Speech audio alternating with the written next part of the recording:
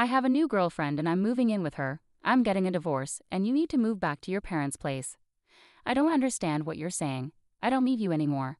If you want to be a breadwinner or a housekeeper, you can stay with my parents, Julian. My in-laws and husband laugh at me, and they're terrible people. But this is better for me, so you all need to leave.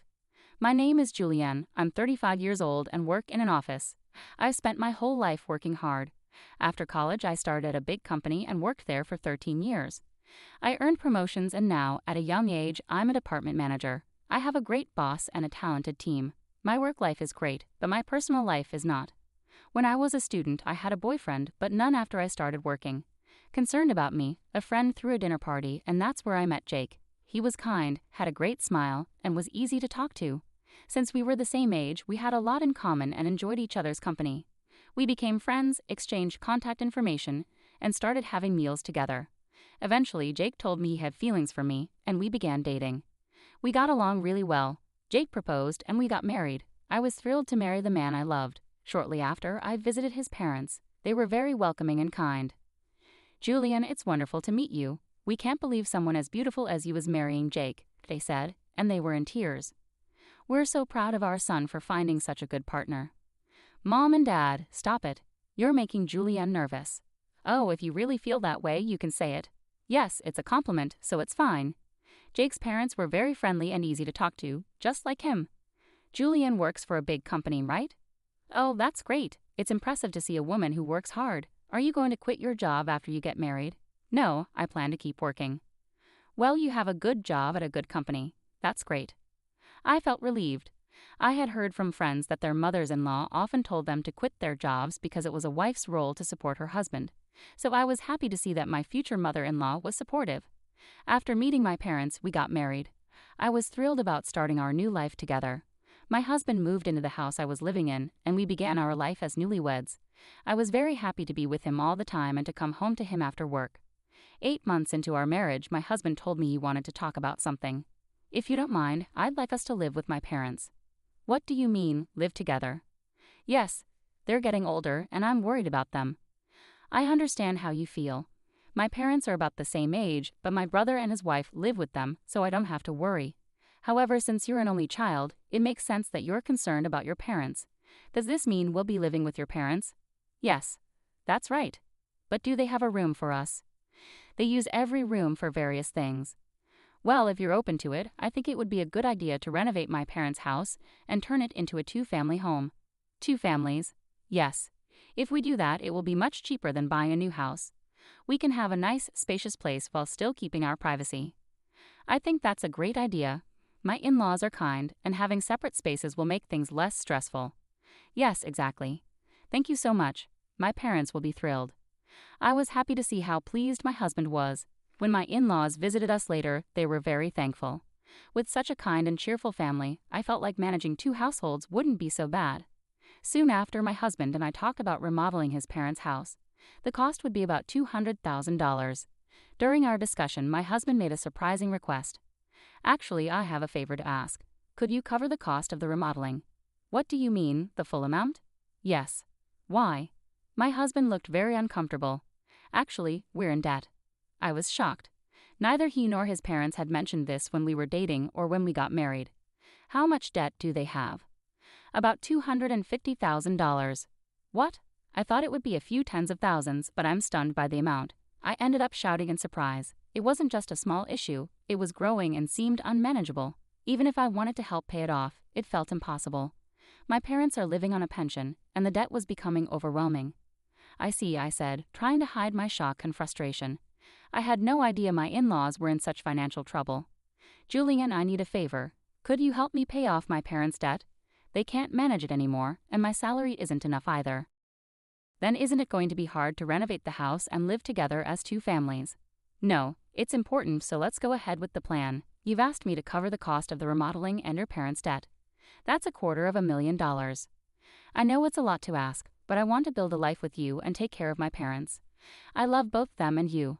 I'm sorry if this seems greedy, but if you really love me, please help. I promise to pay you back little by little. I was very upset.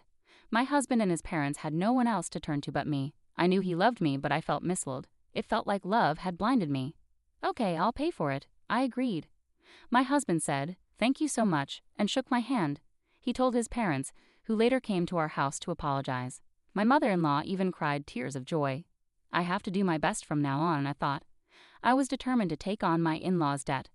Although I had some savings, I was worried about paying it all at once, so I decided to pay $60,000 upfront and the rest in installments. We all got together to discuss the repayment plan. I explained my plan for installments, and they agreed to it. "Why don't you transfer the money directly to the debt repayment account? We're not very good at handling money, and I'm worried about transferring a large amount," my husband said. My in-laws agreed. It would be complicated for me to transfer the money to their account, and then for them to move it to the repayment account.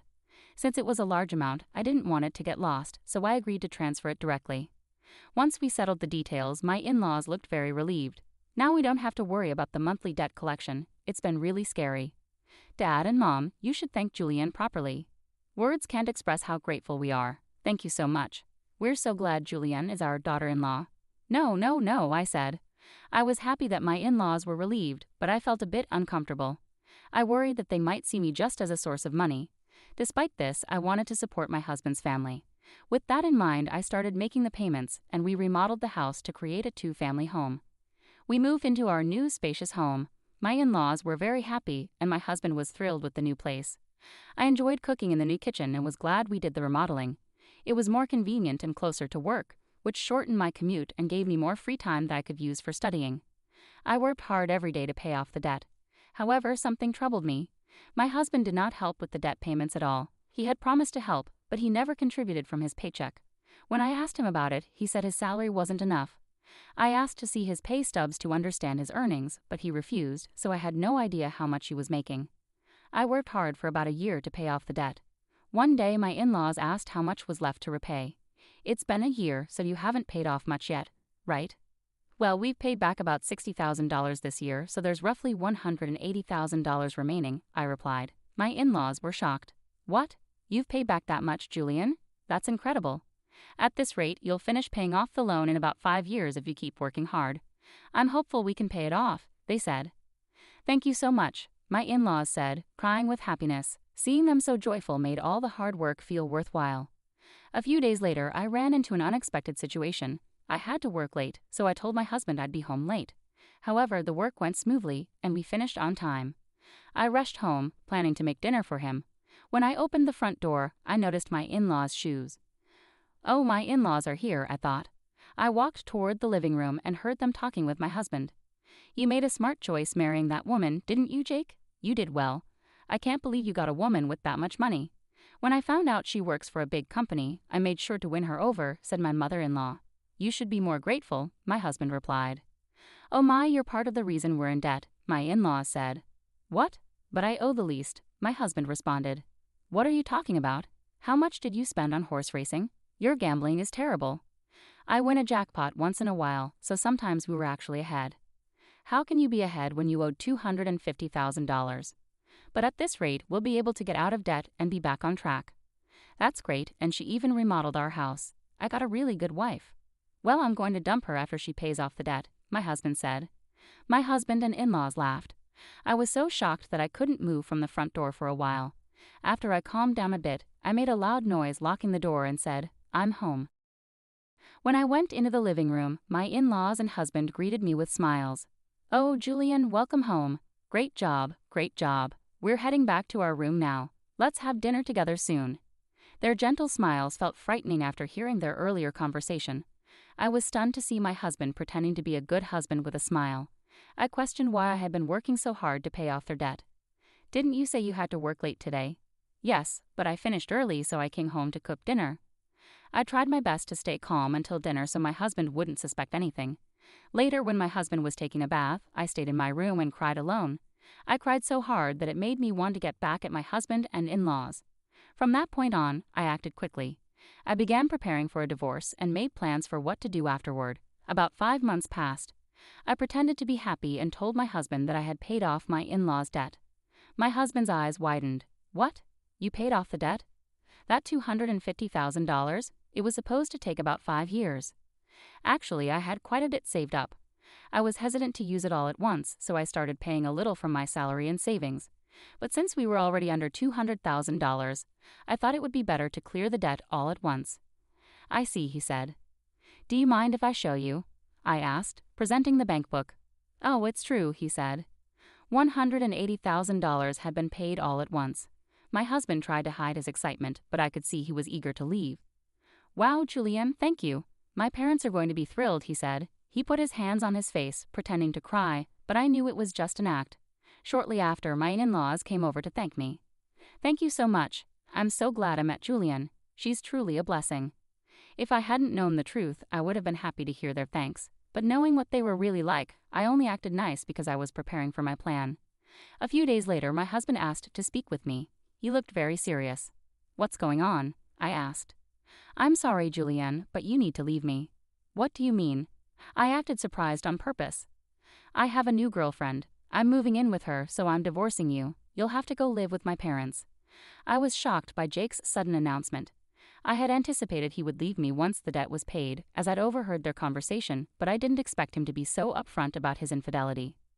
What do you mean, send me to his parents' place? I asked. I don't really understand what you mean, I said. My husband's mood turned sour. You're not getting it at all. I don't need you anymore, but if you want to stay as a housekeeper or breadwinner, I can keep you here. Just then, the front door opened, and my in-laws came in. Jake, did you finally tell her? Yeah, I told her. I wish I could have seen her reaction. If you agree to do the chores for us, you can come live at our house. Of course, we'll charge you rent. My in-laws and husband laughed at me. I felt like they were the worst people ever. All of you need to leave, I said. My in-laws rolled their eyes. What are you talking about? Have you forgotten? I can easily pay for the renovation myself. You changed the name of the house to mine, so I have the rights to decide who lives here and who doesn't. My in-laws' faces turned pale when they remembered the house title. I was utterly dumbfounded. I'm sorry, but you can't live here anymore. If we get divorced, we'll be strangers, I said. My in-laws began to understand the seriousness of the situation, but my husband, not wanting to be outdone, shot back, but you paid off our debt in full. You're the one who lost money. If we didn't have the debt, we could have afforded a new place to live. That's true. Thank you for letting us live in a nice house while you paid off our debts, my in-laws and husband said. I'm sorry, but I didn't pay off the remaining $180,000 debt, I said. What? No, but there was money missing from your bank book. That was just a separate account I set up to move money around. The debt is still $180,000. I haven't had the collections come yet because I've been paying large amounts consistently. But now the bills will come, so you're responsible for paying the rest. My husband and in-laws were stunned. I then warned them, Jake, you confessed to having an affair, so you'll need to pay. I'll also charge your partner for the affair. Oh no, she's with me because she thought I had money and a house. If I have to pay alimony, she'll leave me. I don't care about that. No, please don't leave us, my husband begged. My husband was scared of losing his lover and my in-laws were scared of losing me. They were truly selfish. I have nothing to do with you people anymore, no matter what you say. I've also put this house on the market. You'll be responsible for paying the $120,000 debt I covered on your behalf through my lawyer. My in-laws were stunned, realizing they were losing everything. I demanded a divorce and alimony from my husband through my lawyer, as well as alimony from his affair partner, and $120,000 from my in-laws for what I had paid. The renovated house sold for about $400,000. It was in a great location, and a family looking for a duplex bought it at a good price. I had to cover $320,000, which included the $120,000 debt and $200,000 for the renovation. However, I ended up with $80,000 profit from the sale. Additionally, I received alimony from my ex-husband and his affair partner, which greatly improved my financial situation. I also got $120,000 from my ex-in-laws. Overall, I came out ahead. I felt this was fair because the damage I endured was significant enough to make me distrustful of others. I initially had savings from learning how to invest with the goal of paying off my in-laws' debts quickly. With substantial savings to start, I invested tens of thousands of dollars, and my assets grew significantly in about a year. Additionally, I received a raise at work, increasing my earnings. Thanks to my savings and investments, I was able to take these drastic steps. My former in-laws ended up back in debt and lost their house, but they brought it upon themselves by deceiving me. People who cheat others should face the consequences. This experience taught me to be more cautious and develop better judgment about people. Going forward, I'm focusing on saving and growing my assets to ensure a comfortable retirement. I want to create happy memories with people I can truly trust. To start, I improved my financial knowledge by taking courses and reading books on investing and personal finance. This helped me make informed decisions about where to invest my money. Over time, I diversified my investments across various asset classes like stocks, bonds, and real estate, which helped my wealth grow steadily and securely. Additionally, I seized opportunities to advance my career. I pursued extra training and certifications in my field, which led to a significant promotion and raise. This increased income allowed me to save and invest more aggressively. I remained focused on my long-term goals, aiming to retire comfortably and enjoy my later years without financial stress. I also wanted to be able to help loved ones if needed. This vision kept me motivated and disciplined. Eventually, my efforts paid off. I bought a beautiful home in a great neighborhood, traveled to places I had always dreamed of, and built strong relationships with friends and family who genuinely cared about me. These connections brought me joy and fulfillment. Looking back, I realized that the challenges I faced with my ex-husband and in-laws taught me valuable lessons. They pushed me to become more self-reliant and financially savvy and helped me understand the importance of surrounding myself with trustworthy and supportive people. In conclusion, I turned a difficult situation into an opportunity for growth. By focusing on my financial health and personal development, I created a better future for myself. I hope my story inspires others to take control of their lives and make positive changes. What did you think of the story? Please subscribe to our channel